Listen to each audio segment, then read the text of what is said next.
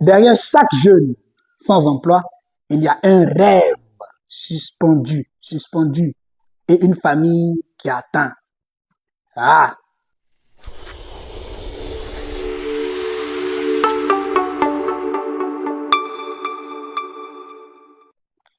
alors, bonjour à tous, je suis Damien Nobo, le plus jeune président de parti politique dans l'histoire de la Côte d'Ivoire et dans toute l'Afrique.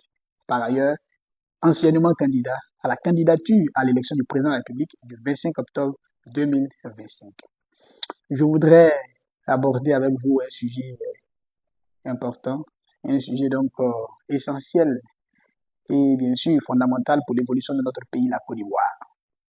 Il s'agit donc de l'emploi. L'emploi, l'emploi. Donc, quand on parle de l'emploi, à première vue d'œil, c'est les jeunes qui sont beaucoup touchés. C'est les jeunes qui sont touchés.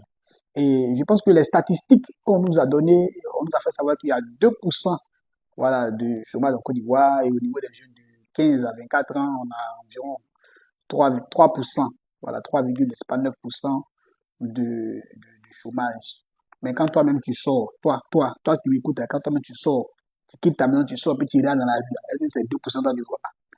Est-ce que c'est 2% dans du quoi? Est-ce que c'est 2% dans du quoi? C'est que toi tu vois là. La réalité que toi tu vois là, c'est 2%. Donc la question de l'emploi reste un défi important. Reste un défi important dans notre pays, la Côte d'Ivoire.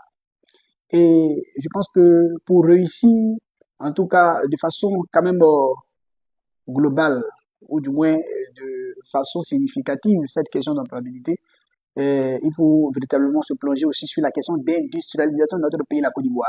Parce qu'à travers l'industrialisation, des jeunes pourront avoir du travail, des jeunes pourront travailler.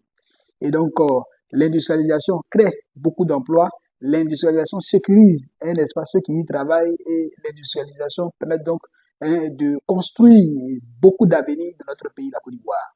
Donc, quand on parle d'industrialisation, ce sont des industrialisations lourdes, des industries qui vont permettre donc à notre Côte d'Ivoire, n'est-ce pas, de produire, de transformer et puis de vendre. Donc, quand on produit, quand on transforme, les jeunes peuvent y aller travailler dans ces industries-là, produire, transformer et puis permettre donc l'exportation. Ça va créer de l'emploi, ça va permettre à tout le monde de manger un peu. Ça, c'est une chose qui est importante. Mais il y a l'entrepreneuriat. Je n'en parle même pas de la question de l'entrepreneuriat parce que l'entrepreneuriat, les lois de notre pays ne favorisent pas en tout cas, la question de l'entrepreneuriat ne facilite donc pas la tâche aux jeunes qui s'engagent dans l'entrepreneuriat. Et puis, il n'y a pas de promotion, il n'y a pas de plan structurant et structurel qui puisse véritablement permettre donc, on appelle ça comment, aux jeunes qui font de l'entrepreneuriat de chercher à dominer l'économie locale. Tout ça, ce sont des questions importantes. Quand on parle de l'emploi, c'est tout ça, donner la possibilité, une plus large ouverture aux jeunes, hein, n'est-ce pas, de griller, de chercher et puis de trouver, voilà, pour l'être demain, pour l'être aujourd'hui, en même temps pour l'être demain. Et c'est d'ailleurs la raison pour laquelle nous nous sommes engagés en politique.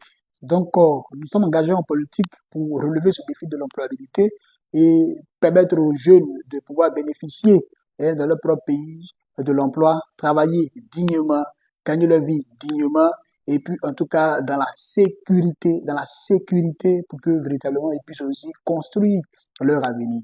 Alors, merci de m'avoir suivi et à bientôt pour une prochaine minute d'avis.